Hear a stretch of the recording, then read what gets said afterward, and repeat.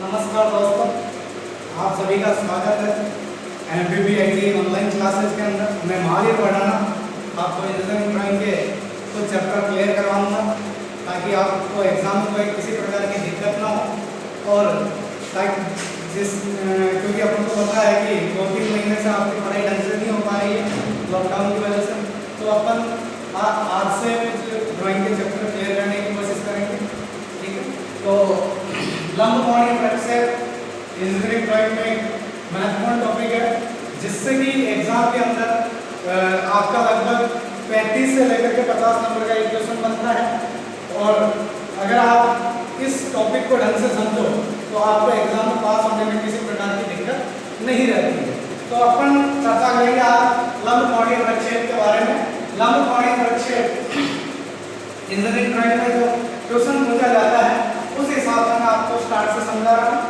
लंबकोणीय प्रक्षेप के अंदर क्या होता है, कोई भी वस्तु आपको पेपर के अंदर चित्र बना के देता है, उसका आपको लंबकोणीय प्रक्षेप को उसको बदलना पड़ता है। जैसे कि सममितीय प्रक्षेप में वो अपन को चित्र बना के देता है आइसोमेट्रिक व्यू में, उसको अपन को ऑर्थोग्राफिक प्रोजेक्शन में चेंज करना पड़ता है। ऑर्थोग्राफिक प्रोजेक्शन जिसके अंदर अपन क्या करेंगे, अपने ड्राइंग के अंदर दो एंगल के अंदर वो पूछता है, एक तो फर्स्ट एंगल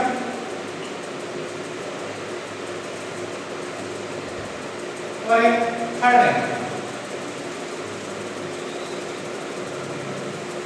वैसे हमारे में ये 4 एंगल के अंदर होता है, लेकिन अपने जो आईटीआई के अंदर है वो 2 ही एंगल काम में आता है, एक फर्स्ट एंगल एक थर्ड एंगल। तो मैं आपको वो चीज भी क्लियर करा देता हूँ कि 4 एंगल जो होते हैं वो अपने आईटीआई के काम में क्यों नहीं आते हैं और फर्स्ट और थर्ड क्यों आता है। तो अपन इसको समझने के लिए सबसे पहले किस नियम के आधार पर चलेंगे, जैसा आपको बोर्ड पर बना हुआ पहले से ही मैंने बता रखा है, वो दिखाई दे रहा होगा। अपन 2 कांच के टुकड़े लेते हैं, पारदर्शी कांच के टुकड़े, जिस पे इसको समझेंगे। तो एक कांच के टुकड़े को अपन वर्टिकल पोजीशन में और एक को हॉरिजॉन्टल पोजीशन में प्लस के आकार में जोड़ते हैं। तो प्लस के आकार में जोड़ने के बाद में इसके अंदर अपन पाते हैं कि एक जो खड़ा शीशा लगा होता है उसको अपन VP के नाम से और आड़े शीशे को HP के नाम से जानते हैं। अब इसके और इनको जोड़ने के बाद अपने को 4 खंड प्राप्त होते हैं, जिसको अपन क्वार्टर या क्वाड्रेंट कह सकते हैं। इसको अपन फर्स्ट क्वाड्रेंट कहेंगे, इसको अपन सेकंड क्वाड्रेंट कहेंगे, इसको अपन थर्ड क्वाड्रेंट कहेंगे,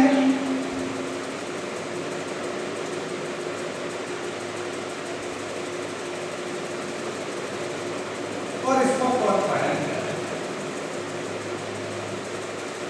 अब सबसे पहले अपन फर्स्ट एंगल प्रोजेक्शन को समझेंगे फर्स्ट क्वाड्रेंट के माध्यम से। कैसे कि जैसे कि कोई भी वस्तु, किसी भी आकार की वस्तु अपन इस क्वाड्रेंट के अंदर रखते हैं। माना कि अपन ने यहाँ पर एक आयताकार आकार का छोटा बॉक्स रख दिया, ये यहाँ पर रखा अपन ने, इस तरह का आकार का अपन ने एक बॉक्स यहाँ पर रखा।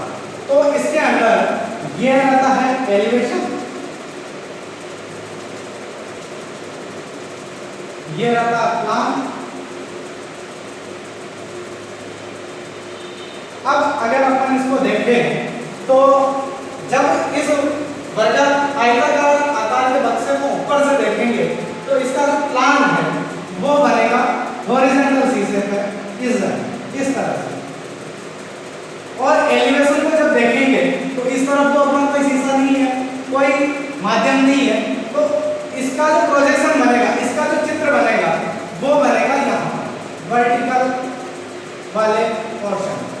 वर्टिकल वाले पोर्शन में जब ये बनता है तो अब इसके बाद इसको क्लैरिफाई करने के लिए, इसको समझने के लिए अपन क्या करते हैं, ये नियम काम में लेते हैं कि वर्टिकल शीशे को अपन स्थिर रखते हैं, फिक्स रखते हैं, और हॉरिजॉन्टल जो शीशा होता है उसको घड़ी की दिशा में, घड़ी आपको पता है कि जैसे इस तरह से चलती है क्लॉकवाइज अपन इसको कहते हैं, तो इस दिशा में अपन इसको 1/3 घुमाते हैं, 1/3 हिस्से का घुमाते हैं। तो 1/3 का मतलब होता है ये भाग यहाँ जाता है, ये भाग यहाँ चले जाता है। तो जब इसको स्थिर रखेंगे और इसको घुमाएंगे तो ये वाला जो चित्र आपका, ये पोर्शन कहाँ आ जाएगा, यहाँ आ जाएगा, यहाँ बन जाएगा। तो यहाँ बनने के बाद में अपन को स्थिति क्या प्राप्त होती है, फर्स्ट एंगल प्रोजेक्शन के लिए पोजीशन जो प्राप्त होती है वो ये रहती है। ये अपना क्या था, एलिवेशन, ये क्या आ गया, प्लान। तो अपना जो चित्र कभी भी फर्स्ट एंगल में बनेगा उसमें हमेशा एलिवेशन ऊपर रहता है। कहाँ रहता है, ऊपर रहता है। और प्लान हमेशा एलिवेशन के नीचे बनता है। प्लान हमेशा एलिवेशन के जो हॉरिजॉन्टल प्लेन होता है उसके नीचे बनता है और एलिवेशन हमेशा प्लेन के ऊपर बनता है। और साइड व्यू का नियम दोस्तों हमेशा यही रहेगा कि एलिवेशन की बगल में साइड व्यू बनेगा। तीन चीजें होती है ऑर्थोग्राफिक प्रोजेक्शन में, प्लान, एलिवेशन और साइड व्यू। तीनों चीजों को अपन को क्लियर फर्स्ट एंगल के अंदर क्या चीज होगी, ये फर्स्ट एंगल यहाँ लिख देता हूँ ताकि आपको ध्यान में रहे।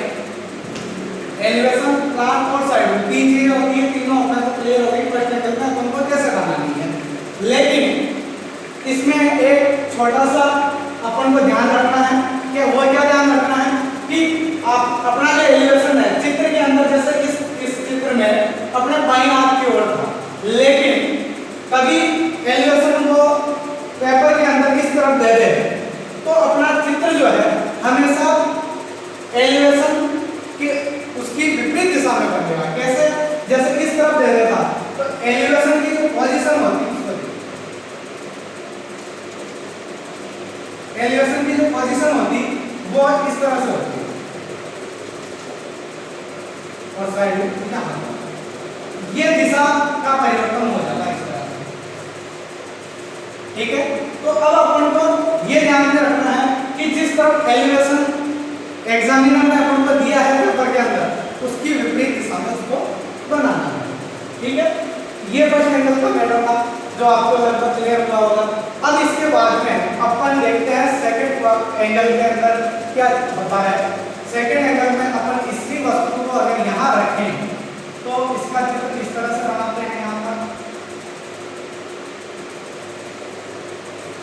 जैसे कि मैंने उसी वस्तु को रखकर क्या रख दिया, वही तरीका, ये प्लान वाला भाग, ये एलिवेशन वाला भाग और ये साइड व्यू वाला भाग। अब जब अपन इसको इसके अंदर देखते हैं तो ऊपर से देखने पर अपन को प्लान यहाँ पर प्राप्त होता है हॉरिजॉन्टल वाली पोजीशन पे, और एलिवेशन को इस तरफ से देखते हैं तो इधर कोई अपने पास माध्यम नहीं है तो चित्र कहाँ बनेगा, इस जगह बनेगा, वो इसी पोजीशन में। ये एलिवेशन सेकंड एंगल का। अब नियम के हिसाब से अपन जब हॉरिजॉन्टल शीर्ष को घुमाएंगे एक तिहाई भाग तक तो ये भाग यहाँ आएगा और ये भाग यहाँ चले जाएगा। तो जब ये भाग यहाँ जाएगा तो ये अपना जो प्लान का चित्र अपन को प्राप्त हुआ था वो चित्र किस पे आ जाएगा, एलिवेशन के ऊपर आ जाएगा। तो एक दूसरे के ऊपर ये क्या हो जाता है, ओवरलैप हो जाता है। ओवरलैप होने के कारण अपन क्या करते हैं, सेकंड एंगल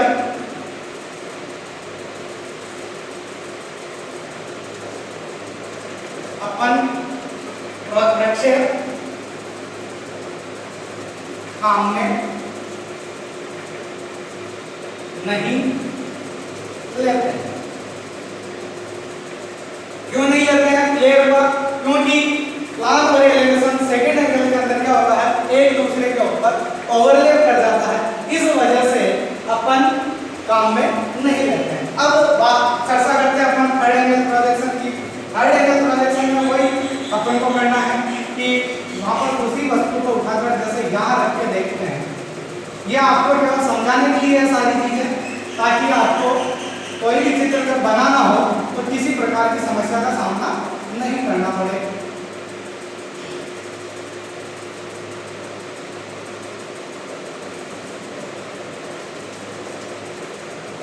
उसी तरह से यह वस्तु उठा के मैंने यहाँ रख दी। अब इसमें देखते हैं तो प्लान ऊपर से देखेंगे अपन को माध्यम कहाँ मिल रहा है, ऊपर की ओर मिल रहा है, तो चित्र कहाँ मिल रहा है, ऊपर हॉरिजॉन्टल प्लेन के अंदर।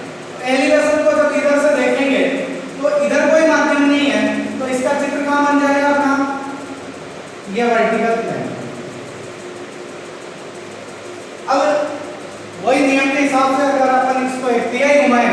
ये बात कहाँ चला जाएगा, यहाँ पर चला जाएगा, और एलिवेशन यहीं का यहीं रहेगा क्योंकि वर्टिकल प्लेन पे है।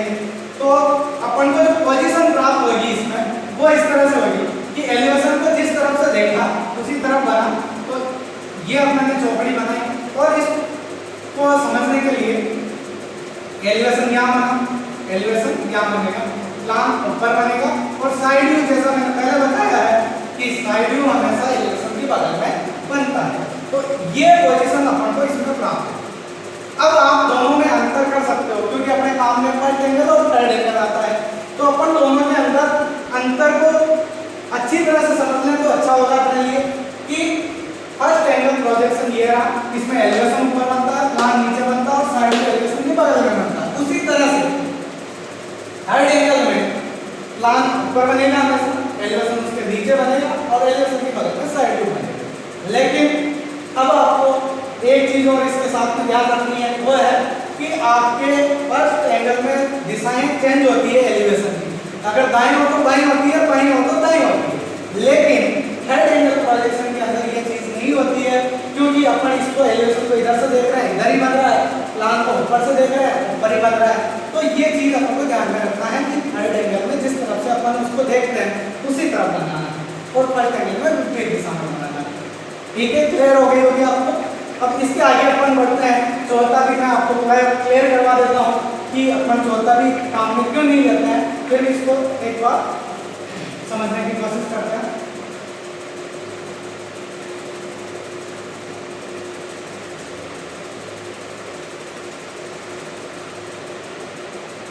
मैंने क्या किया, वापस उसी वस्तु को उठा के चौथे क्वाड्रेंट में रखा, फोर्थ क्वाड्रेंट के अंदर रखा, और प्लान ये वाला भाग आपको जैसे पता चल ही रहा होगा, ये क्या कौन सा है, एलिवेशन है, और ये साइड व्यू। ठीक है, अब अपन इसको पहले की तरह समझने की कोशिश करते हैं। ऊपर से देखेंगे प्लान को तो ऊपर अपने पास माध्यम है तो प्लान यही बनेगा, ऐसा कैसा ऊपर दिखेगा। एलिवेशन को इधर से देखेंगे तो इधर कोई माध्यम नहीं है तो कहाँ बनेगा, वर्टिकल प्लेन पे बनेगा, यूं का यूं ही है, यहाँ बन जाएगा। अब नियम के हिसाब से वापस उसी तरह से अपन इसको क्या करेंगे, 1/3 भाग तक घड़ी की दिशा में घुमाएंगे। किसको घुमाना है, HP को, हॉरिजॉन्टल प्लेन को, इसको फिक्स रखना है। तो इसको घुमाएंगे, ये बात तो चला जाएगा यहाँ, ये बात आ जाएगा यहाँ। यहाँ आने पर ये जो प्लान का चित्र अपन को हॉरिजॉन्टल प्लेन पे बना था वो वर्टिकल प्लेन के ऊपर आके रुकेगा और एक दूसरे के ऊपर ओवरलैप हो जाएगा। ओवरलैप होने के कारण जैसे सेकंड में बताया था, फोर्थ में भी क्या होगा, कोई प्रक्षेप नहीं बनेगा। क्यों नहीं बनेगा, ये क्लियर आपको अच्छे से हो ही गया होगा।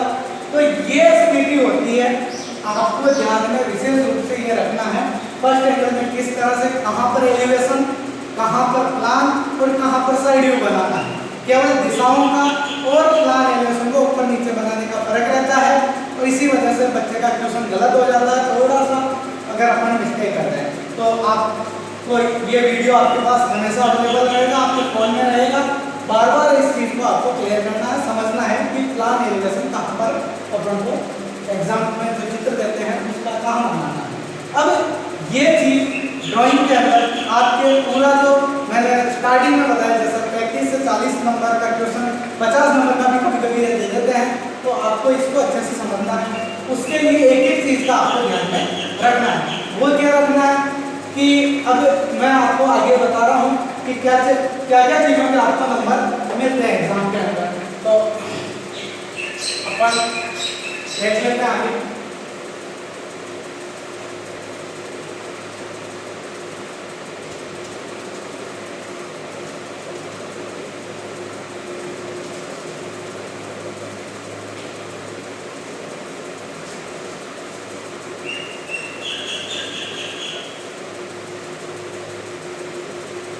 सबसे इंपॉर्टेंट होता है, आप जब चित्र बनाते हो, आपके पेपर में कोई सा भी चित्र दिया, जब एग्जाम में उसको आप ऑर्थोग्राफिक प्रोजेक्शन में बनाओगे फर्स्ट एंगल थर्ड एंगल में, तो वो चित्र अगर आपने सही तरह से बना भी दिया है, लेकिन अगर आपने उसमें सिंबल नहीं बनाया है तो वो एग्जामिनर जो आपके सीट चेक कर रहा है वो आपके नंबर काट देता है। क्यों? क्योंकि सिंबल जो है वो बहुत इंपॉर्टेंट है। तो मैं आपको फर्स्ट एंगल और थर्ड एंगल के दोनों के सिंबल इस क्लास में बता रहा हूँ और उनको अच्छे से आपको ध्यान में रखना है। कैसे बनाते हैं वो देखो। जैसे कि आपके एग्जाम में चित्र आया फर्स्ट एंगल का,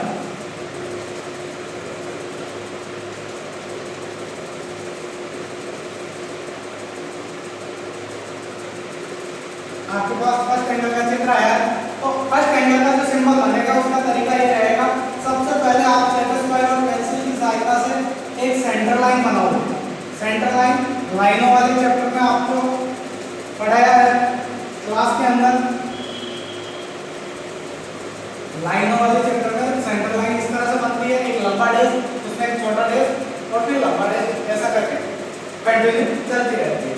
तो अब सिंबल कैसे बनेगा, इसके लिए ये सेंटर लाइन पे कहीं पे भी एक पॉइंट ले लो और 10 mm का एक सर्कल बनाना है। क्या करना है, 10 mm का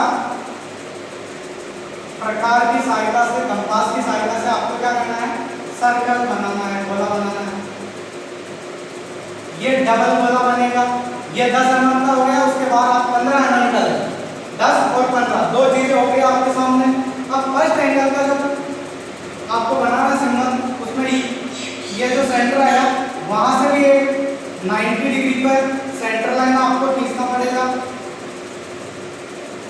ये बनने के बाद में अब आपको क्या करना है, यहाँ से प्रोजेक्शन लाइन, यहाँ से एक प्रोजेक्शन लाइन, इस पॉइंट से भी एक प्रोजेक्शन लाइन, इस पॉइंट से भी एक प्रोजेक्शन लाइन। इस तरह से 4 प्रोजेक्शन लाइनें, हल्की हल्की लाइनें आपको खींचनी है। ये लाइनें खींचने के बाद आप अपने हिसाब से कोई भी दूरी ले सकते हो और उस दूरी पे 90 डिग्री की एक गहरी लाइन खींचना है। फिर उसके बाद लगभग आपने ये लाइन खींची, उसके पीछे 40 mm दूरी ले। 40 अगर कम रहे तो 50 ले। 50 लेके इस पॉइंट से ये दोनों अंदर वाले जो प्रोजेक्शन लाइन है उनको 90 डिग्री पे मिलाना है।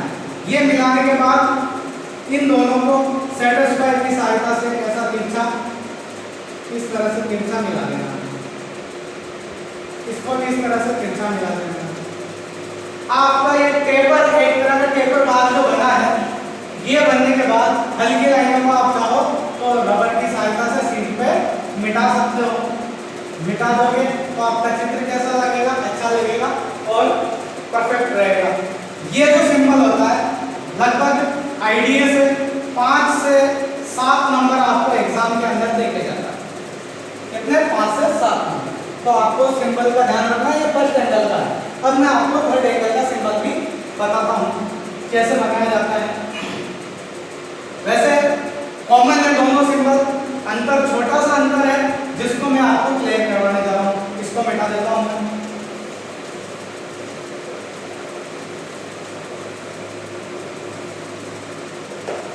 वापस वही अपन को थर्ड एंगल का सिंबल बनाना है। एग्जाम में आपके पास चित्र जैसे थर्ड एंगल का आया, थर्ड एंगल प्रोजेक्शन के अंदर, तो वही करना है। सबसे स्टार्ट में एक सेंटर लाइन खींचनी है आपको। सेंटर लाइन खींचने का काम कर सकते हो आप। उसके बाद स्टार्ट में आप 90 डिग्री पे एक और सेंटर लाइन खींच दो, इस तरह से दोनों तरफ आडी और खड़ी दोनों तरफ से सेंटर लाइन होगी। उसके बाद वही तरीका, यहाँ से चाप भरो आप 10 mm का, फिर 15 mm का, 2 चाप लगा सकते हो, कोई दिक्कत वाली बात नहीं होनी चाहिए वैसे। इसके बाद आगे क्या करेंगे अपन, वही अपने हिसाब से अपन ने उसमें उस तरह बनाया था वो टेपर वाला भाग, इसमें इस तरह बनाएंगे। अपने अनुमान से 20 mm 25 mm जो भी दूरी लेना था वो इस बाहर वाले सर्कल से ले लिया, ये पॉइंट लिया इस पॉइंट से। इसके बाद में एक प्रोजेक्शन लाइन हल्की यहाँ पर, एक हल्की लाइन यहाँ से, एक हल्की लाइन यहाँ से। ये प्रोजेक्शन लाइन है जिसको कहते हैं अपन, एक हल्की लाइन यहाँ से। ये लाइनें खींचने के बाद क्या करना आपको, आगे से इसमें ये वाला